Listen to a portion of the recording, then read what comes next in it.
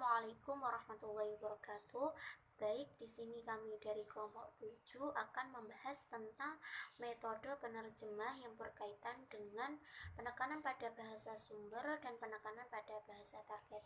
Nah, pada umumnya dilihat dari metode yang digunakan dan hasil yang diperoleh, karya terjemahan oleh sebagian pihak dikelompokkan pada dua kategori. Yang pertama yaitu terjemah harfiah atau literer, dan yang kedua terjemah bi al-tasarruf atau bebas. Untuk yang pertama yaitu terjemah harfiah. Kategori ini meliputi terjemahan yang sangat setia dan taat asas terhadap teks sumber. Kesetiaannya biasanya digambarkan dengan ketataasan penerjemahan terhadap aspek tata bahasa teks sumber seperti urutan bahasa, bentuk frasa, bentuk kalimat, dan sebagainya. Untuk yang kedua yaitu terjemah bi al-tasarruf atau tafsiriyah. Kategori ini menunjukkan kepada terjemahan yang kurang memperdulikan aturan tata bahasa dari bahasa sumber. Orientasi dan sasaran yang ditonjolkan adalah pemindahan makna. Nah, adapun dua kategori tersebut belum cukup memadai untuk memotret hasil terjemahan yang ada dalam kenyataannya adalah terjemahan selalu mengambil jalan tengah di antara dua titik ekstrem tersebut. Wajar bila kemudian muncul dua istilah lain, yaitu terjemah semi harfiah dan terjemah semi tafsiriyah atau shibh al-harfiah wa shibh al-tafsiriyah. Nah, terjemahan semi harfiah berarti ada kecenderungan literer lebih mungkin terjadi pada terjemahan di antara dua bahasa yang memiliki kerabatan yang sangat dekat. Sedangkan penerjemahan semi tafsiriyah atau cenderung bebas biasanya dianut pada penerjemahan di antara dua bahasa yang memiliki perbedaan yang cukup signifikan. Nah, jika dilihat dari aspek metode intensitas penerjemah, maka terjemah sering dikelompokkan dalam kategori lain, yakni kategori terjemah langsung atau al-terjemah al-fawriyah dan terjemah tidak langsung atau al-terjemah at-tahdhiriyah. Terjemah langsung atau fawriyah yang biasa diandalkan dari makna terjemah ini adalah terjemahan yang dilakukan secara langsung atau tanpa suatu persiapan. Nah, untuk yang terjemah tidak langsung atau terjemah at-tahdhiriyah yaitu penerjemahan yang dilakukan dengan persiapan terlebih dahulu. Begitu teks sumber dihadirkan, tidak langsung diterjemahkan. Nah, terjemah model ini biasanya yang paling banyak dilakukan untuk menerjemahkan naskah tulisan, terutama buku. Nah, di sini Newmark membagi penerjemahan berdasarkan penekanannya pada bahasa sumber dan penekanan pada bahasa target. Untuk dua pembagian tersebut lebih rincinya akan dibahas oleh teman kita Mbak Mailun Munawarah dan Mas Muhammad Agi Nur. Ya, di sini saya akan menjelaskan materi yang selanjutnya, yaitu metode penerjemahan berdasarkan pada bahasa sumber. Nah, di sini ada 4 metode penerjemahan yang berorientasi pada bahasa sumber, yaitu yang pertama, metode penerjemahan kata demi kata. Jadi di sini penerjemahannya secara kata per kata. Susunan kata-kata pada teks sumber dipertahankan sedemikian rupa, kata-kata diterjemahkan satu per satu pada makna yang paling umum tanpa mengindahkan konteks pemakaiannya. Jadi di sini belum melihat konteksnya, langsung secara mentah menerjemahkannya. Contohnya gini, wa indi salah satu kitabin. Nah, di sini wa diterjemahkan dan indi diterjemahkan di sisiku, salasa diterjemahkan 3, kitabin buku. Jadi satu persatu.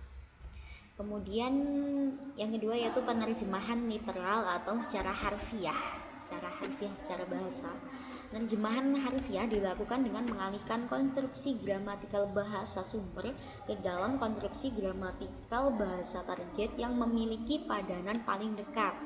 Namun demikian, unsur leksikal tetap diterjemahkan satu persatu tanpa mengindahkan konteks yang melatar belakangi. Jadi di sini juga belum mengindahkan konteksnya. Contohnya, wala taj'al yadaka mahlulatan ila unukika, artinya janganlah biarkan tanganmu terbelenggu pada lehermu.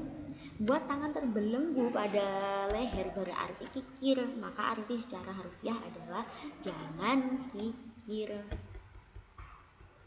Kemudian di sini yang ketiga, penerjemahan setia. Nah, setia di sini pasti dia tidak beralih ke terjemahan yang lainnya karena dia setia.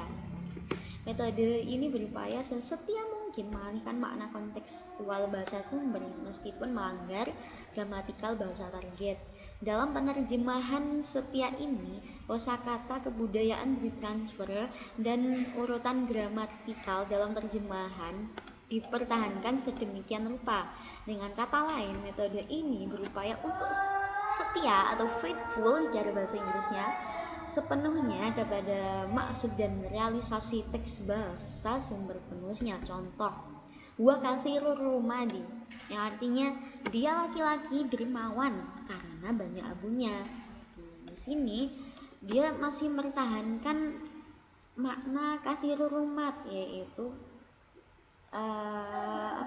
banyak abunya, walaupun di situ diartikan dermawan, tapi dia masih mempertahankan arti yang itu kasirul rumah. Kemudian penerjemahan semantis. Metode ini berfokus pada pencarian padanan pada tataran kata, tetapi tetap terikat budaya bahasa sumber. Namun begitu, penerjemah berusaha mengalihkan makna kontekstual bahasa sumber sedekat mungkin dengan struktur sintaksis dan semantik bahasa target. Nah, penerjemahan semantik sangat memperhatikan pada nilai estetika teks bahasa sumber, kompromi makna agar selaras dengan asonansi serta permainan kata yang menggetarkan. Ya. Di sini contohnya apa? Ra'aitu dzal wajhaini amamal fasli. Aku melihat si muka dua di depan kelas. Nah, penerjemahan al-wijhaini dengan makna si muka dua juga dikenal dalam bahasa sasaran sehingga tidak dimaknakan menjadi orang yang mempunyai dua muka. Jadi di sini memang di bahasa Indonesia pun bermuka dua itu sudah terkenal. Di sini bilangnya begini, di sana bilangnya begitu.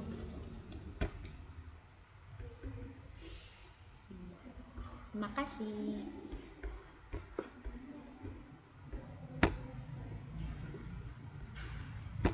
Assalamualaikum warahmatullahi wabarakatuh.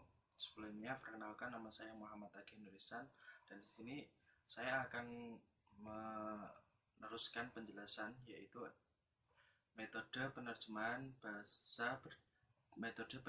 berdasarkan pada bahasa target. Nah, di sini poinnya ada 4. Yang pertama adalah metode penerjemahan adaptasi, yang kedua metode penerjemahan bebas, yang ketiga metode penerjemahan idiometrik, dan yang terakhir adalah metode penerjemahan komunikatif. Nah, langsung saja kita bahas yang pertama yaitu metode penerjemahan adaptasi. Nah, metode penerjemahan adaptasi ini adalah metode penerjemahan yang paling bebas. Metode penerjemah atau sebisa mungkin mengubah dan menyelaraskan budaya bahasa sumber ke bahasa target. Misalnya pada puisi atau drama itu. Dan yang kedua adalah metode penerjemahan bebas. Nah, di sini dalam penerjemahan bebas di sini teks target yang tidak lagi menggunakan atau mengandung gaya atau bentuk teks sumber. Jadi ini dari kata atau katanya itu tidak menggunakan dari makna teks sumber. Contohnya sabako saifu udliyu. Nah, di sini kalau dalam makna arti yang sesungguhnya yaitu adalah udah terlanjur pedang terhunus. Nah, ini kalau bisa kalau dijadikan metode penerjemahan bebas menjadi nasi sudah menjadi bubur. Nah, itu kayak udah terlanjur gitu maknanya. Terus yang ketiga adalah metode penerjemahan idiometrik. Di sini adalah metode penerjemahan idiometrik adalah memproduksi pesan bahasa sumber tetapi cenderung mendistorsi makna atau cenderung mendistorsi seperti ini. Al yadu ulya khairun min yadil sufla. Nah, ini makna aslinya, terjemahan aslinya. Ya, ini tentang tangan di atas lebih baik dari tangan di bawah. Nah, ini kalau diterjemahkan menggunakan penerjemahan idiometrik menjadi memberi lebih baik daripada menerima. Seperti itu. Dan yang selanjutnya dan yang terakhir adalah metode penerjemahan komunikatif, yaitu penerjemahan yang mengungkapkan makna kontekstual, makna aslinya bahwa makna aslinya dari bahasa sumber secara tepat, seperti al-hayyu maniyu, itu kalau dalam biologis atau biasanya bisa disebut spermatos, atau orang biasa menyebutnya air mani. Nah, mungkin saja itu tadi 4 metode penerjemahan berdasarkan pada bahasa target. Mungkin sudah sekian dari saya. Apa ada kurang lebihnya, mohon maaf. Wassalamualaikum warahmatullahi wabarakatuh.